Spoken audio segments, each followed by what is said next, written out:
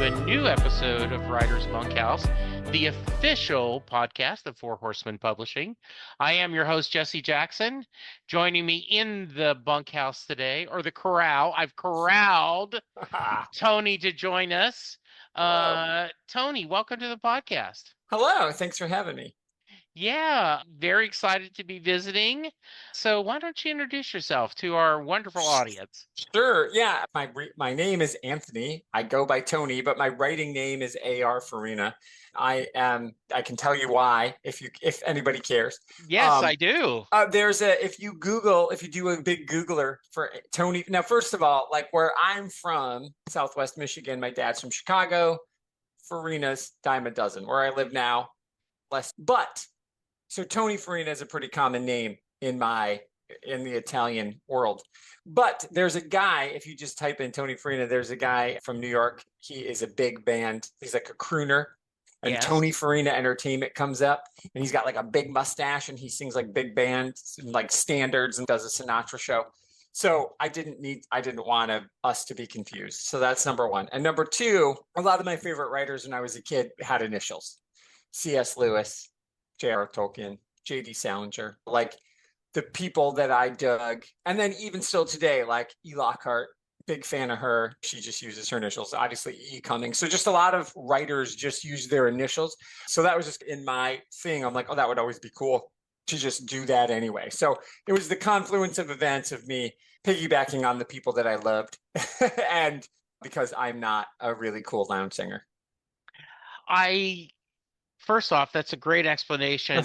I understand and have a little empathy with you with a name like Jesse Jackson. Obviously, yeah. That's how Rob introduces you. Jesse Jackson, not that one. Yeah, so it is, sadly, Reverend Jackson is not in the news as much anymore. But boy, during that 80s, all the time, the time. You guys spell it the same way too. Yeah, it's not we even do. Like you've got an I in yours. No, it is exactly the same. And so if you try to Jesse Jackson podcast, there's all these podcasts. You got to type in Bruce. Yes, exactly. Bruce, you have to do Bruce. Right. Yes. Yeah.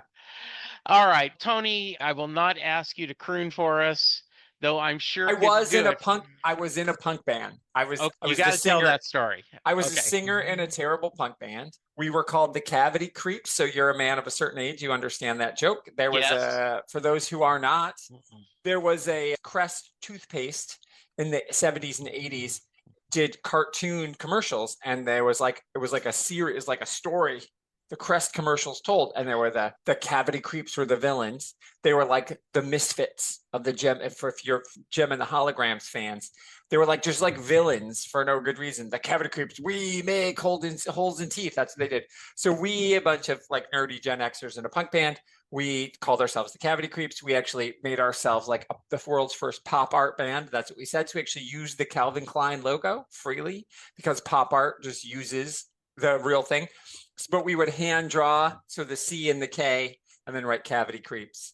And then I was a terrible singer, so that was the joke, is that I was the singer. The best singer in our band was actually the drummer. And yeah, we just were a terrible punk band. We played for a few years, did some covers, did to the Ramones and the Misfits and Operation Ivy, but we wrote originals and they were bad. But we had fun. We were earnest. I love that. Yeah. I think I had shared with you that I love tangents, and so I'm the one that's taking us on tangents. So let's talk about the beginning. I always like to start there. As Sound of Music says, it's a wonderful place to start. Where did you grow up, and what kind of music was in the household you growing up? Southwest Michigan. My dad was from Chicago. And so I always say I grew up in a Michigan suburb of Chicago. So where I grew up, you could actually see on a clear night, you could see the top of the Sears Tower. Screw you, Willis Tower. The Sears Tower across the lake at night. You could see the flashing light. I grew up about a mile from Lake Michigan. And so my dad was from Chicago. And then he moved to Southwest Michigan, which is where my mom was from. And they went to Catholic high school and things happened later in life. Not in the Catholic high school. I'm sure they did, but not for them. But anyway, so they met. Weird things, confluence of events, I come to exist. So I grew up really in Southwest Michigan. You had South Bend, you had Michigan City, and you had Chicago. So that was like your bigger influence. So I like read the South Bend Tribune, read the Chicago Sun-Times, watched Chicago TV, watched WGN, which is channel 32 when you have a local in the 70s. That's how you watch TV. There was no cable. So I grew up there. Music in the household. Yes, absolutely. We're both wearing over-ear headphones, which have definitely made a comeback, which are cool. So that was my life. I would go downstairs and sit in a beanbag and play 8-track tapes and records. My parents' music was pretty standard for the time. For me, like the thing we bought, my mother actually saw the Beatles, so they were Beatles fans. They didn't really like the Doors or the Stones. They weren't into that. But the Beach Boys, I love the Beatles, to be fair, but the Beach Boys were the thing that I would listen to over and over and over. And I would go downstairs, put the big over-ear headphones on, and just sit in a beanbag, and the big plug, like the big old 3-inch plug, and plug that in, and just listen on repeat. Just listen to Surf City USA on repeat, and listen to whatever I could get my hands on. But I would listen to records too. But those were the big two. And then when you want to know how there was cleaning going on in our house, Carole King's Tapestry was playing. If you heard the opening, boom, that like amazing bass riff in the opening line of I Feel the Earth Move in Carole King's Tapestry, to me that means get off your ass, it's time to clean the house. How fun is that? Yeah, that was our house cleaning music, was Carole. And Carole King's Tapestry still almost a perfect album. Yeah, I agree. So I want to talk a little bit about the Beach Boys because I graduated high school in 1977. So I'm that, and I remember, I've told this story multiple times on my other podcast, it was Saturday night, didn't have anything to do.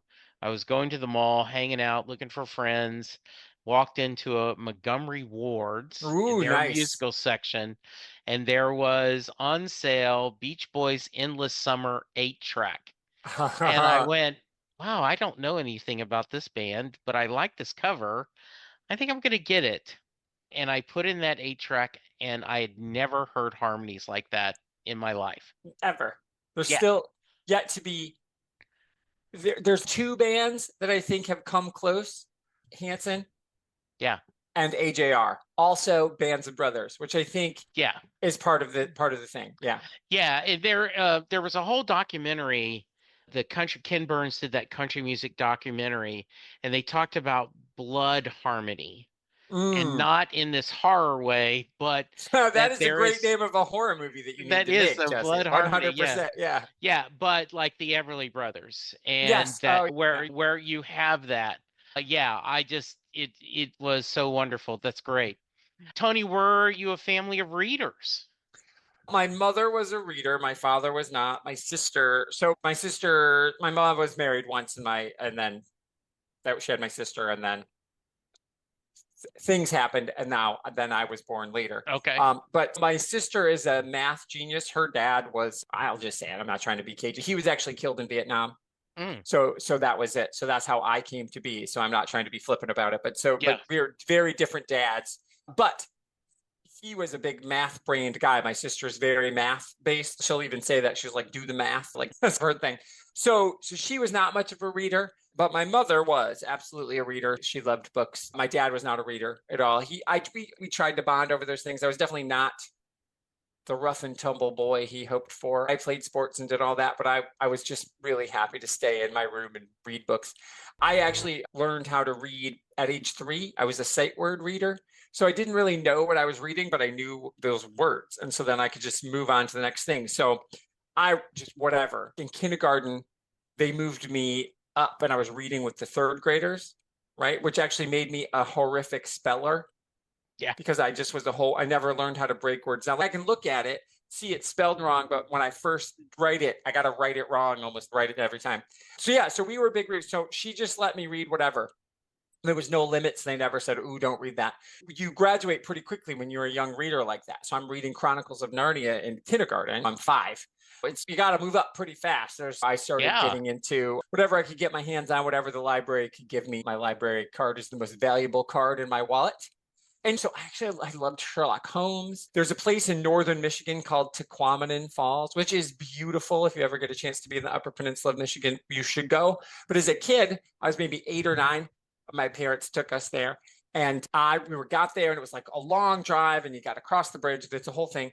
And the whole time in my brain, I'm like, I've got built it up what Tequamanen Falls is going to be. And we get there, I was so disappointed because in my mind, it was going to be the Reichenbach Falls, which is the place where Moriarty kills Holmes. And that was my whole 8, 9 years old. My whole image of the world was based on what I saw on a Sherlock Holmes book. But my mom had Agatha Christie laying around, so I read a lot of stuff like that. But really, truly, whatever I could get my hands on, lots of classics. She loved to, if it's classic, you should read it. So I read the Brontes. I read Jane Austen, which of course comes to be one of my all-time favorite writers later. But whatever I could read, I would. So there was never, don't read that. When in 1980, as you'll recall, J.D. Salinger, Holden Caulfield in particular, was in the news because Hinckley and Chapman both cited lines from Catcher in the Rye when they did their dastardly deeds. And I was, again, was 9. So I was trying to figure that out. Like, what? I guess I wasn't even that. I must have been 81. Yeah. So I was 8 going on 9. So they keep talking about this. So I just go to the library and get a copy of Catcher in the Rye. I did not understand it at 8 or 9, but I read it to just try to understand what that was. And so nobody ever stopped me from reading, but they didn't necessarily have conversations with me about it, which is my favorite part of books, right? Is the talk afterwards. But so a lot of my friends were fictional and they lived between the pages. I'm laughing because I will protect the innocent, but I remember a friend of mine telling a story that he was on a date with another couple, and he and his friend were breaking down the movie and talking and going all this, and his date said, "What? Why do you got to talk about it?" Oh, and he's like, "I knew this relationship was not going to go anywhere." Yeah, right? No, So my wife and I, we have a blended family. We each had other marriages, and we brought our kids together. And one of our kids always says we're in the world's smallest book club because like about half the books that my wife and I read. My wife, who is a librarian, but half the books that we read are the same books, so we can just sit at dinner and talk about what we're reading and what's that, and then like we warn each other against bad, don't read that book, or this was good, or ooh, this was interesting, and that's the most fun. And so of course I became an English teacher because then it just gets to be your job where you can make people read books and talk to you about them. What grade do you teach? I teach college. I'm a writing professor. I'm an English professor at the college level, but and I like that there's oversight everywhere, but I learned pretty young that certain high schools, and it was prescient now, but there's way too much oversight for people who don't know what they're talking about. Right. And in college, while there is some oversight from people who don't know what they're talking about, less academic freedom is real. And so you get a chance to pick and choose what you want to read. And I've definitely been in trouble at some little more conservative schools for picking and choosing certain things. But it allows you just that freedom to say, I don't have to worry that this book says shit in it. I don't have to worry that this book, I can make you read Langston Hughes and we can have an honest conversation about it. I teach at a private school too, so that really helps because they're not, we take government money in the form of financial aid money, but we don't get tax dollars. So nobody can come in and say, oh, you can't teach about justice, equity, diversity, and inclusion. We call it Jedi, which is even cooler. So our school has Jedi courses. So nice. Yeah, that's cool. Did you know you always wanted to teach? Yeah, at an early age. Yeah, I felt just because even then, the idea that you would be a full-time writer and make a living doing that was unrealistic. And I dabbled in journalism, as lots of writers do. And that was fun. And that was definitely a path some of my college graduates did. I just didn't really love I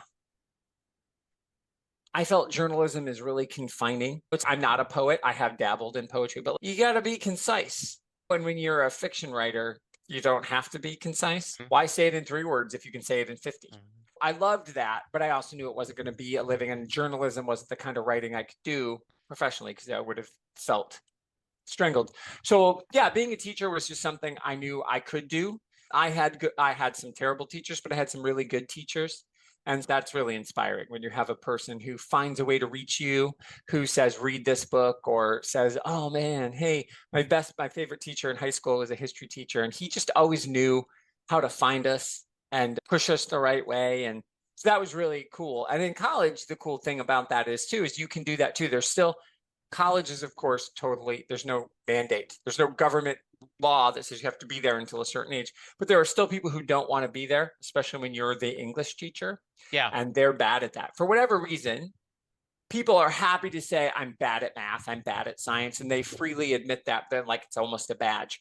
But as an English, when you're bad at English, when it's your mother tongue, when you're not in ESL, people are embarrassed. And so I just broke that down. I just didn't care. I wasn't here to embarrass you. I'm here to help make you better. So my whole thing is, I'm your mirror. I will work as hard as you do to help. And so that was just like such a great feeling. And yeah, and occasionally you can have people read cool books and then talk about them.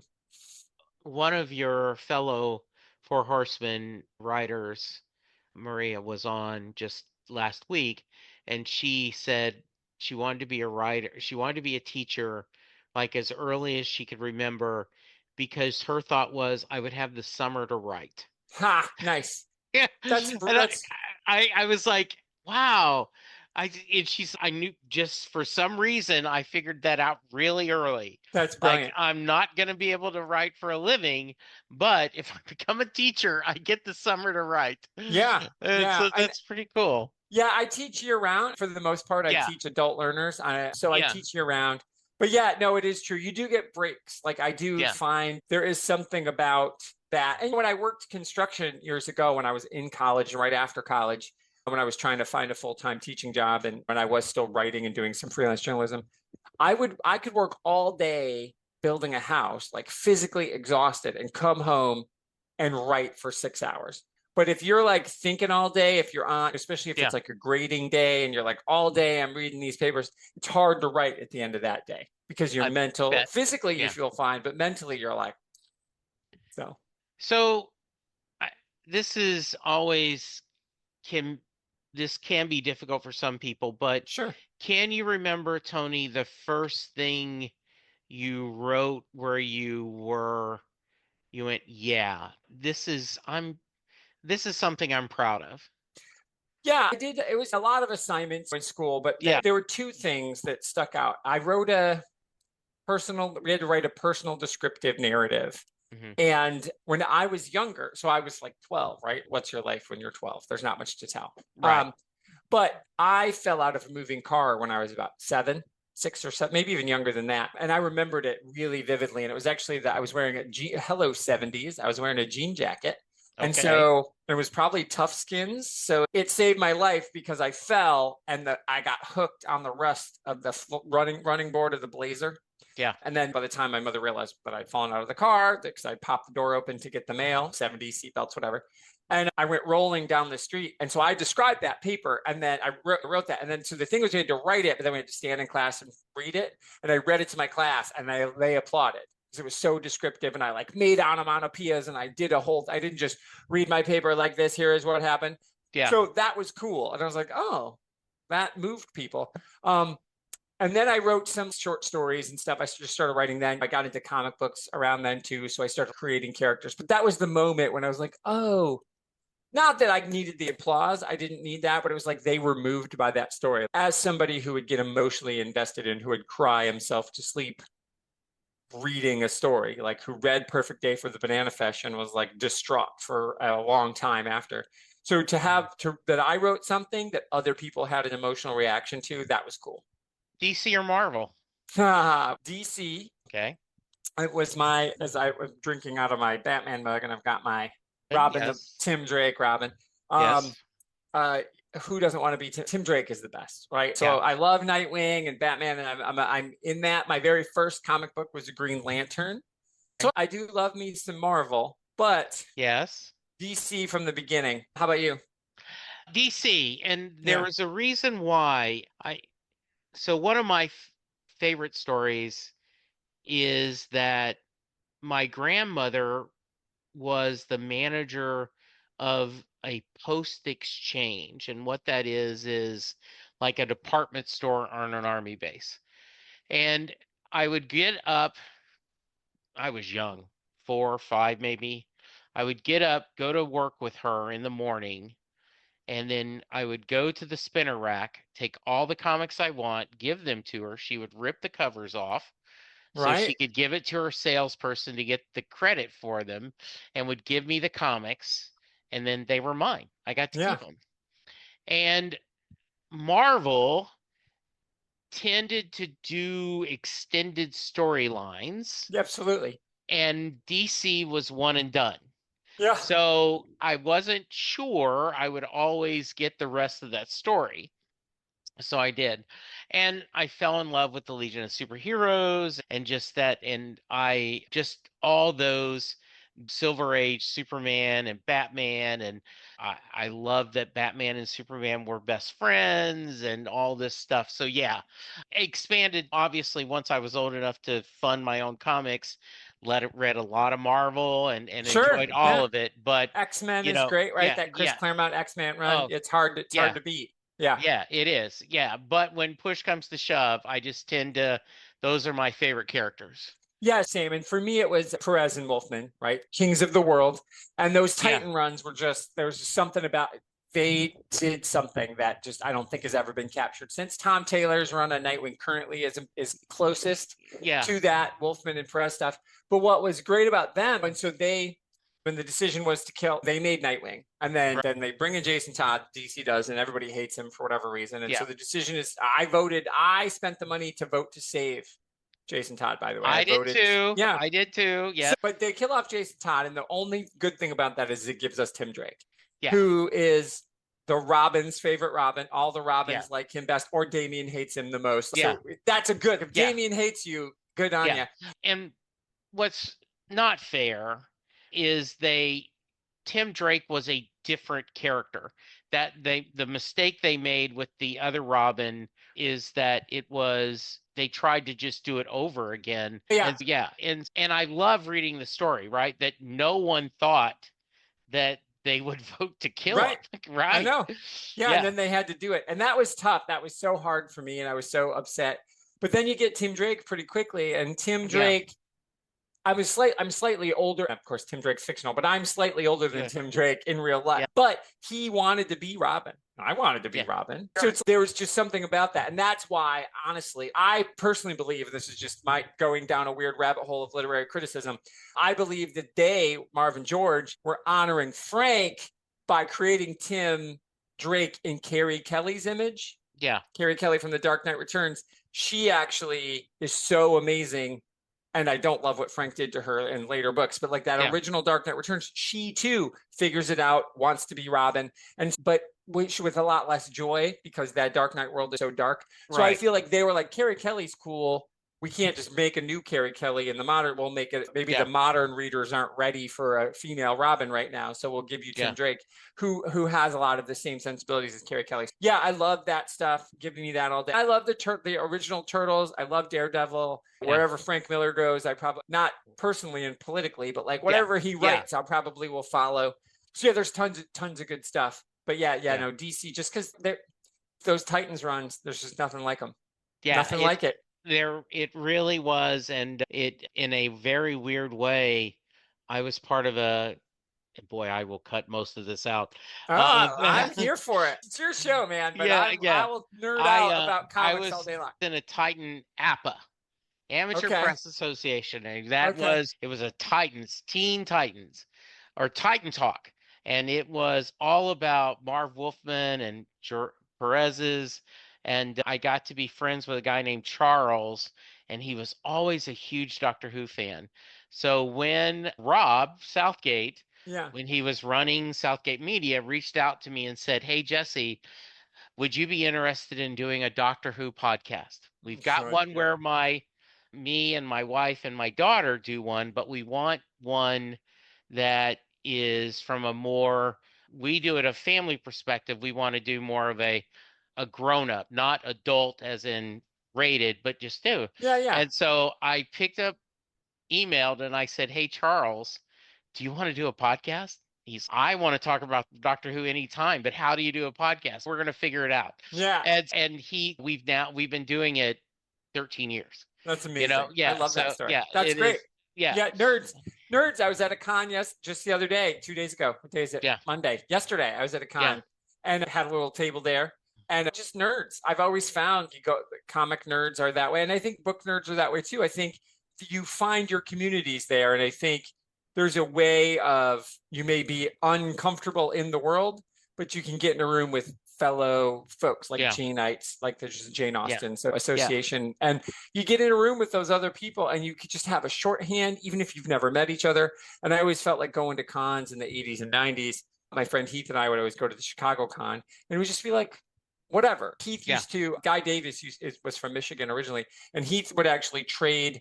We'd go to shows and he could go to old record stores and find specific vinyl that he knew he could bribe Guy with. And he'd be like, I've got this record. And he would then draw him a Baker Street sketch and trade for the record and stuff like that. So it's like just cool shit. Like nerds are cool like that. And when you reach out to them, they generally, like I had on my podcast, I had Kelly Sue DeConnick because I sent her an email.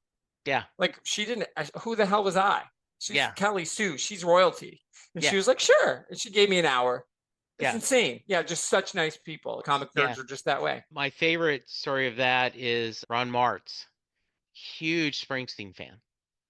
And he reached out and he told the story, right, that he met a girl in college that loved Stephen King and Bruce Springsteen, and he couldn't stand either one.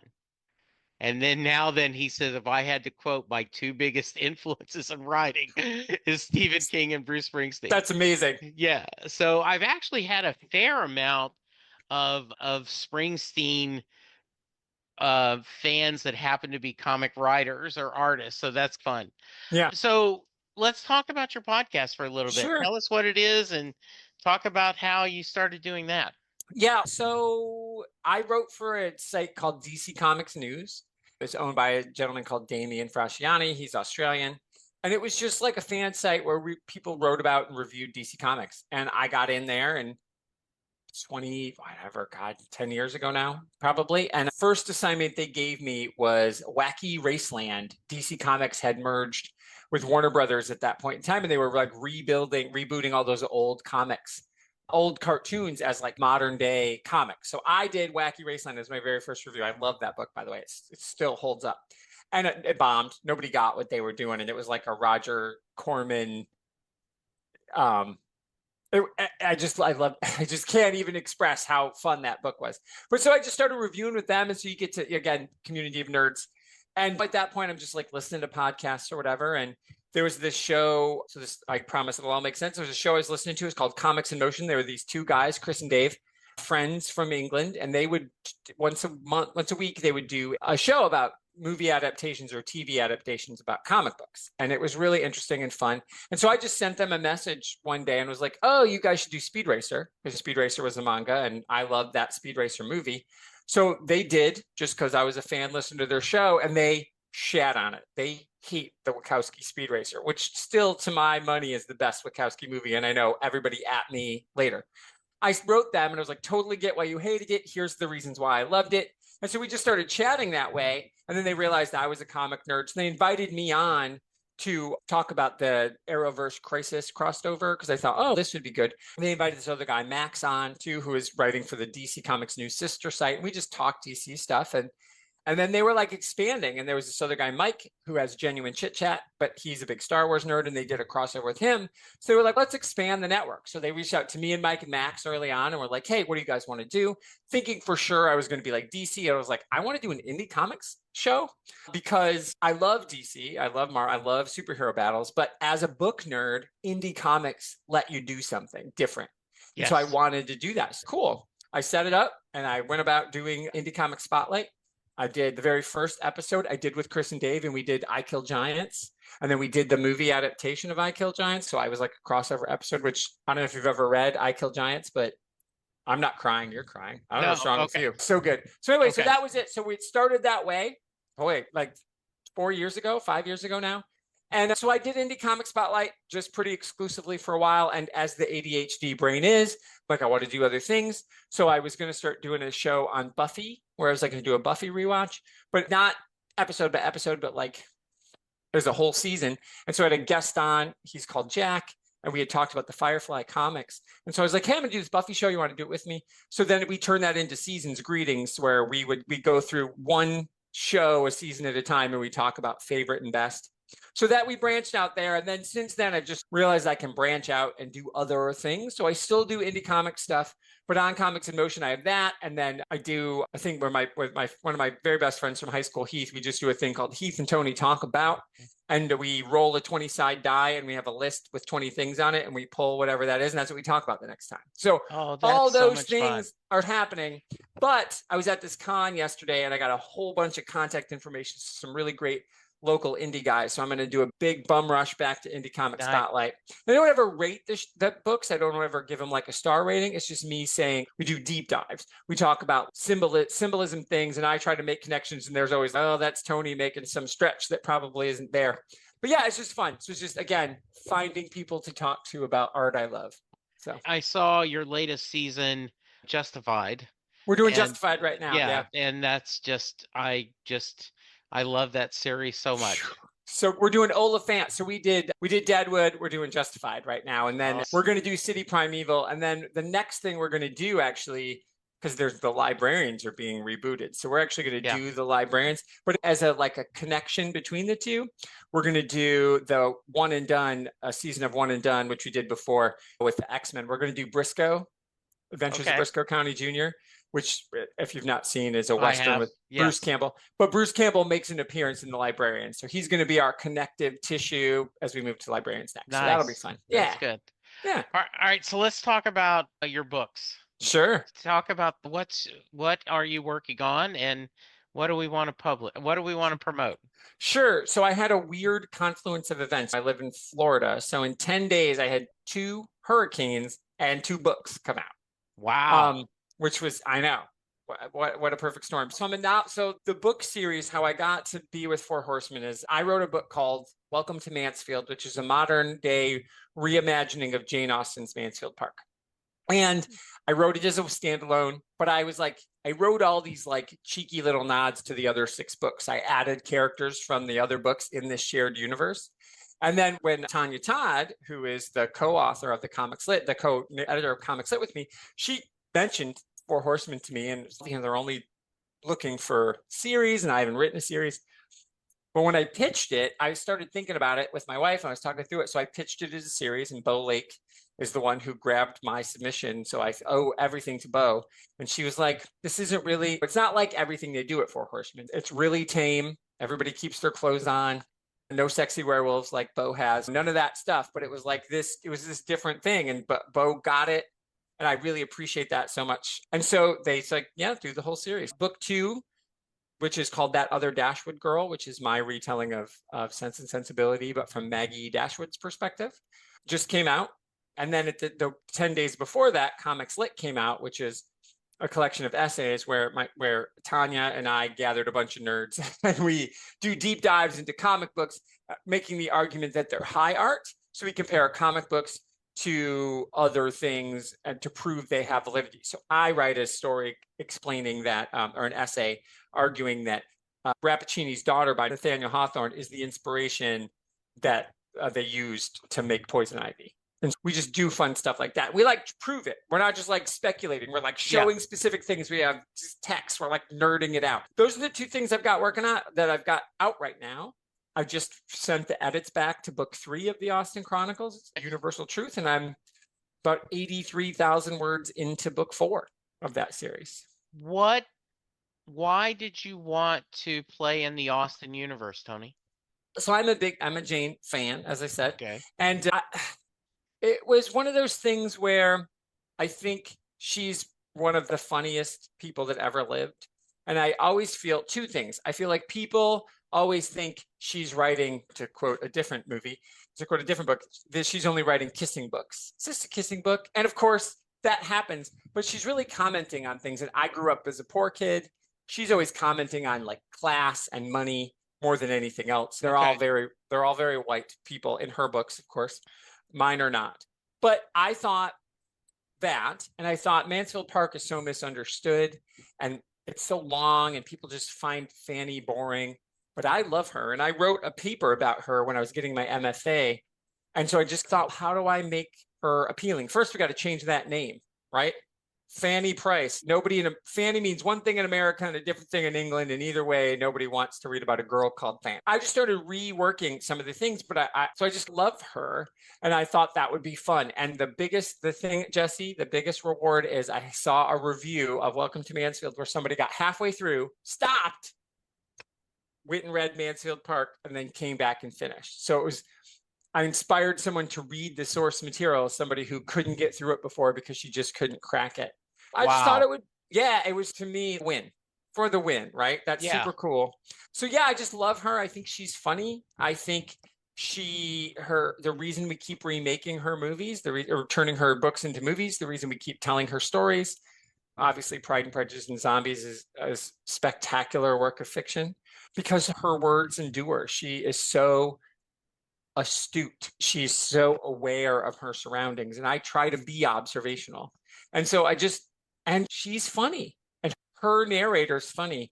And she gives you permission as a writer to play and have fun. So my narrator in my book is super, super cheeky and butts in and has opinions. I do not have a third person omniscient narrator. My narrator comments on what the people are saying all the time. And when I'll title a chapter about another character and I'll be like, this character is mad to learn that it's 17 chapters in and she's finally mentioned in the title of a chapter, like stuff like that. The narrator's always butting in. So Jane gives you permission to be honest and to talk honestly about class. And so all of my characters, they're poor, trying to get, because I went to a really rich kid college. I didn't know I told this story.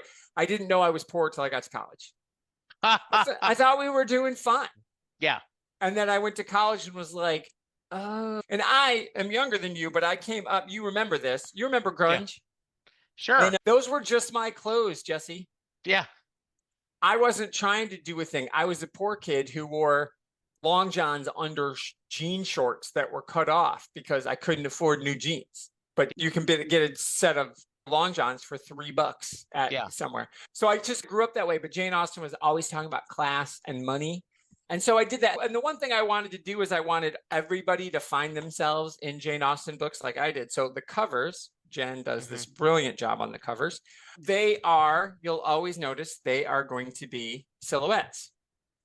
And so the race of the main character will never be revealed because I want anybody to be the main character in a Jane Austen novel. The straight white girlification of Jane Austen, I'm trying to demystify that. And then all of my author pictures in the back of all the hardcovers will also be a silhouette. Tell me why that's important to you, Tony. I think culture makes a decision about what writers are or about what anybody is. You love Bruce better than anybody. People have decided what Bruce Springsteen is because they didn't listen. Right. They heard, but they didn't listen. Yeah. And people decided what Jane Austen was about because they were like, oh, Keira Knightley's in that. Oh, whoever, Kate Winslet is in that. They made a decision about what Jane Austen was based on who other people decided Jane Austen was about. And I, as a straight white dude, find myself in these Jane Austen characters. I relate so much to these characters. I feel what they're going through. But that's just because I'm a book nerd. I have this weird book empathy, but I wanted to try to break that down so anybody can do it. So it's important to me for you to be the hero in your own story, and that Jane Austen gave us all permission to be who we were and like not let money hold us back, not let class hold us back, not let bad families, not have a terrible father hold you back. And so by making them nobody, but I've made them everybody. You may have all very distinct personalities. And I know you'll appreciate this. Everyone has a playlist. So if you go to my website, there's a playlist for everyone. And the music runs through the book. So when they mention a song, it's real. Now, the new book I'm working on, there is a fake band called The Pump Room. Jane Fairfax is in a band, but they play real songs that you've heard of, right? They're at a cover band, and she's going to write her own songs in this book. But there's a running theme because music has inspired me too. And if you read Jane Austen books, 3 things are constant. Everybody's music is always being played. Somebody has a comment about being rich or poor, and somebody has a comment about what it's like to be in the military. So those things every book are going to feature those things. And I think we're still talking about those things today. So that's why. That's a long-winded answer. Sorry, you're going to edit this show way down. No, that's a great answer. Shut up. Yeah. No, that's a great answer because As a side note, I am working to get a couple of guests, another Jesse and a Holly, that are both in from the UK, Mm. and they do Because the Boss Belongs to Us. And it is a podcast that's trying to get everyone to understand that Bruce Springsteen is a queer icon. Oh, I love that. Yes. That's amazing. Yeah. Yeah. And then one of them is Butch Boss as a drag queen. And Oh, um, they have agreed to be on the show. We're just now then working through timing, right? sure. And I love that. I remember during the pandemic when the former president was in the hospital and his followers were out being cult-like, and they played Born in the USA, and we're going, they don't know that song is, and I will argue it's a very patriotic song. Sure, It but is it's an just, anti-war patriotic song. yes, it is It's pro soldier anti-war. yeah, and it is, um, and it is always interesting that, in fact, I'm going to have a guest on next month because I just wish artists would shut up and sing. Oh, And you do realize that the very nature of rock and roll is rebellion. And right. it is. Thank you. Of Um, course. I had a No, yeah, go ahead. I know. I just couldn't agree more. And you're missing the point. My friend Spider Dan and the Secret Boars, check Yeah, out his amazing podcast. He always says all art is political. yeah, It is. And I'm a big, it doesn't matter what it is. One of my all-time favorite movies by one of my all-time favorite creators, Roger Corman, Rock and Roll High School. yeah, It changed my life. I learned who the Ramones were when I watched that movie when I was a young man. I was a little boy. And they blow up a fucking high school at the end, man. yeah, And nobody dies. Nobody's hurt. They're like, because the principal in that school was a monster. She was a Darth yeah, Vader-like figure. And they were like, and yeah, not that I wanted to blow up my high school. I loved school, but I also like that. Yeah. So it's silly to pretend that music isn't yeah. political. You've missed the point if you think You have that. totally missed the point. And we just had this discussion, and I will probably cut this out, but I was Kate, who's a fellow Four Horsemen, and she was explaining that because I asked her the same thing I did. Why is it important you include queer, bisexual, different ethnic rates? And she says, I'm a white, straight woman, but I know the world isn't like me. Yeah. And I That's so need to true. paint. Yeah.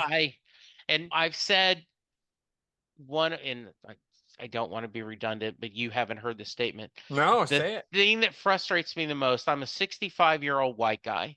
I grew up in the South, Southern Baptist home. Just there's all this baggage that I had.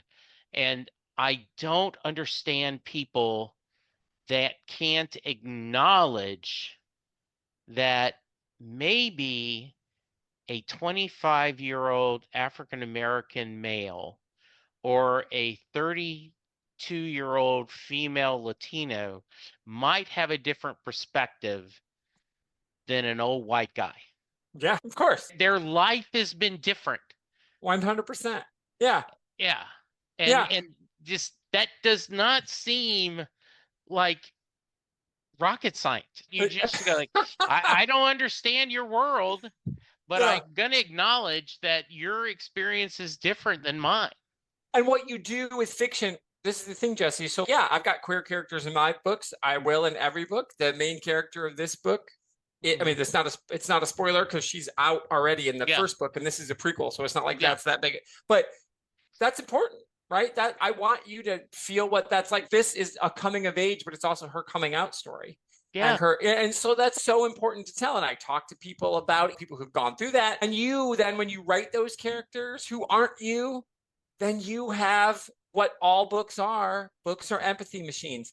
And when you read a book, you feel empathy. But when you write a book, when you write a story from somebody else's perspective, different than you'll never understand that person's experience, but you get closer. And that shows you can't be a bigger ally than writing a character who's nothing like you in a really positive way where you're like dealing with their struggles and you're trying your best to understand them because you're crawling around in their brain. Yeah, I love that she said that. I totally love it. It's totally true. Yeah. And I remember there was a TV critic going on and on about reservation dogs. Okay. And I sent him, they were looking for questions on their Hmm. podcast. And I said, if you could just quick elevator pitch why I should check it out. Hmm. And he said, like great TV, it's set in a totally different world that you've never been part of, yet you find universal themes in it. And Love that's that. right. I've never been right. And that's what you're talking about with Jane Austen, right? It is Yeah, a yeah, totally different world, but there is that universalness in there. yeah. Yeah. Yes, that's actually the name of the next book is Universal Truth. I mean, Yeah. yeah, 100%. Yeah. Ah, love it. And it is the reason why Chris Claremont's X-Men Oh, and Marv Wolfman and George Perez's Titans, it none of us have powers and we weren't wards of a millionaire or but the idea of having friends you love and being this companionship was universal. yeah. Oh, Yeah. yeah.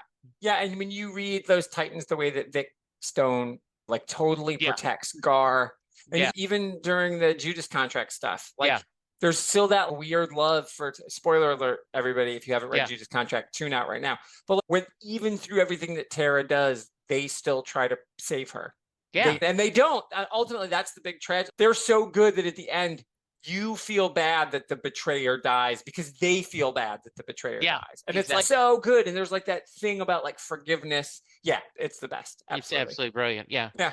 Tony, is Yes, there sir. anything you wanted to do that you haven't done yet? What Ooh, is something that you're creatively in the back of your mind toying with that you might want to try? that's good. I keep thinking I can write science fiction. Okay. I've had some songs made. I've done all the kinds of fun stuff. I keep thinking I can. I just had it today. I just had a comic book released where I wrote an 8-page science fiction story that Eric Lee, the artist, made way better. I desperately want to try to write a really good science fiction story. I need to find my way in. There's two kinds of science fiction, right? There's like dense, Yeah. prosy, like Becky Chambers, like I'm going to describe the wires in the wall.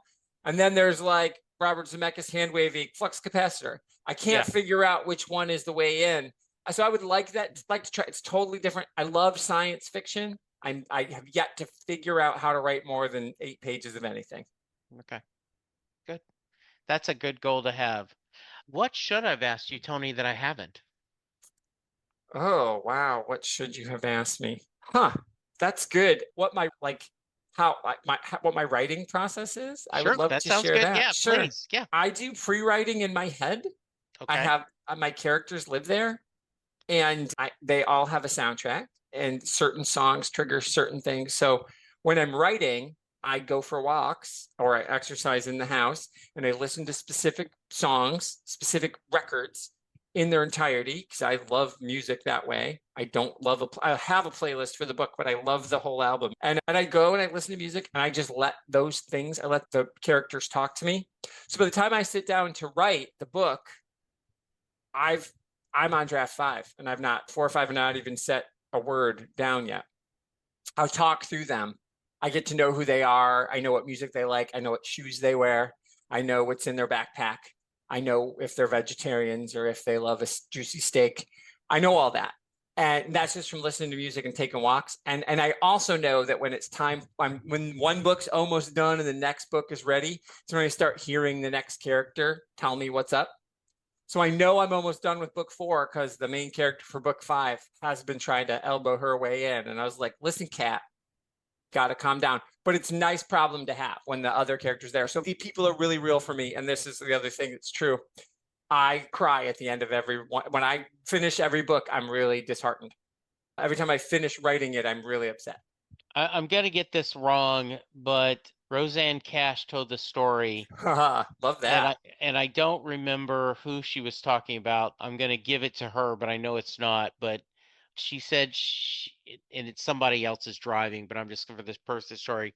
Roseanne's driving, and this song starts coming to her. And she goes, "Not now! I'm driving!" Yeah, yeah, So, that's how it is. yeah, exactly. And it is, I was lucky enough, Lawrence Block came to Dallas a couple of times for a book rereading. And so he was talking about his Scudder series. I don't know if you're familiar with it, No. but it's a wonderful mystery series, and that the first 3 or 4 are just pretty normal. He's a unlicensed private eye, but on the when it reaches the book is he realizes that his character is an alcoholic, Oh, wow. and the book becomes that. And then continuing on, it talks about Matt's journey into sobriety, and that it becomes very important. But there's a character, Elaine, who is a former prostitute, and her and Matt are living together, and he starts cheating on her. Oh. He's having an affair with someone. And toward the end of the book, she says, Matt, I'm paraphrasing, Matt, I love you. And you give me everything I want. You, I could not love you anymore. Our relationship could not be any closer. I need you to know that. And so I asked Lawrence, I said, I think she knows he's cheating on her. And that's her way of telling her she doesn't care. Yeah. And he goes, I think that's what that means too. Yeah. Nice. Right? Yeah. And that was like, okay, that's cool. Yeah. No, absolutely. No, I think that's what the character's telling me too. Yeah. So that's really cool. Yeah. Okay, we're gonna have to do this again. Yeah. Anytime you can. I love this. Sure. Before I let you go though, The big question. yes. I pained over it for a long time. Okay. There's no right answer, because you could catch me on another day and I might say something else. Yes.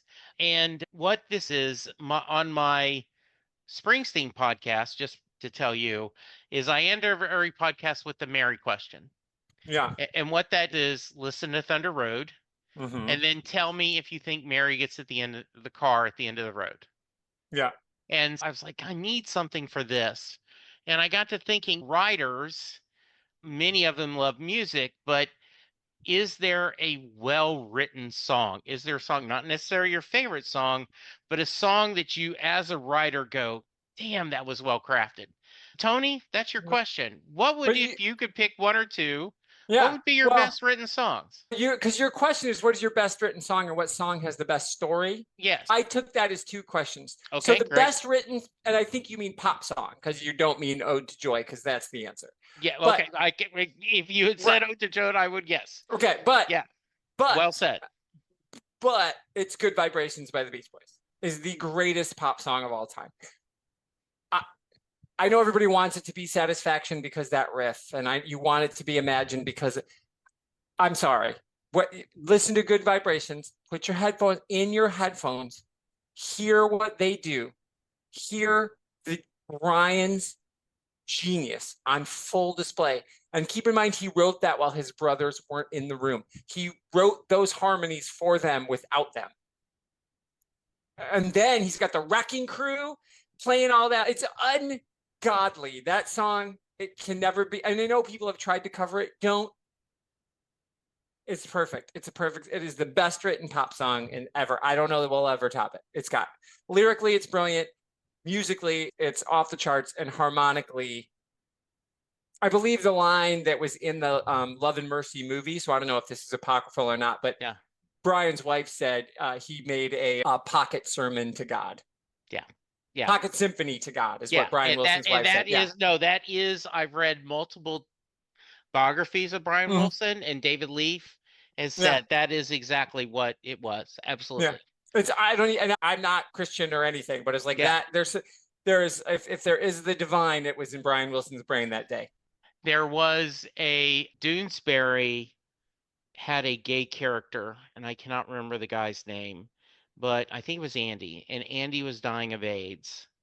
And one of his last words in the Doonesbury was, Brian Wilson is God. And someone said he must have heard Pet Sounds in stereo. Yeah, because Pet Sounds was in mono. Yes. Unbelievable. Yeah. I will not argue with Good Vibrations at all. If I had to push, God Only Knows might be my, but sure, tomato, right? Yeah, and the song that has the best story. So my answer to things is Sarah Bareilles' "I Choose You." Oh, I love which is that. like the world's greatest love song. And she wrote an entire musical. She wrote the Yeah. music for Waitress. But in that I Choose You, there's just something so real about it. And I think it breaks you. Every time I see her play it live, I lose it. I come undone. The video for that, if you ever watch it, like she tells us, like she like you sings in the video. She had two people submit that they wanted her to sing that song as a proposal for weddings, and so and then she plays it at their wedding too. So that's just, if you listen to the song, there's lots of love songs. The Beach Boys write lots of love songs. There's a love song being written right now, but I don't know. Yeah. It's just there's something perfect about it because as far as the story goes, you go through their home relationship in these 3.5 minutes, and so that would be, I think, the song that has the best story. And again, you catch me on a different day, but as I was just like really chewing on it, I just want you to know this too. This is my first novel, Welcome to Mansfield. I need you to understand something. There's chapter number 36. Yes. Born to Run. There you go. The dad in this, he like has a moment and he gives a speech, and he like shuts everybody down, and the rest of the families, because for Tom, Born to Run is the best song in the world. If you ask Tom Bertram, he's going to say Born to Run is the greatest song. Yeah. So at the end of that, forever and ever, they called that the Born to Run speech because it was so good. He'll never do anything, because Tom thinks that while Bruce is great, he peaked. Born to Run is his masterpiece. And so so there's this whole moment where this guy gets a Born to Run moment. It's just like a schlubby dad from the Midwest. So I just thought you'd appreciate that. Yeah. I do appreciate that. All right, Tony, if someone wants to reach you, what's the best way? My website is just arfarina.com. That is the best way. One-stop shop. You can get my Instagram, Facebook, all that good stuff there. You can sign up for my newsletter. That's the coolest. I do a once-a-month newsletter, and I just put one out today as a bonus because I had something come out today. But I write a little essay once a month. Like, I know lots of people like do, here's cool things about me. I'm really, as most writers, we love to talk. We love to tell stories. But I don't love, the promotion is hard for me. This is easy because we're just talking. Yeah. But so I usually write an essay about a topic. And so if you sign up for my newsletter, I give you the whole newsletter archive.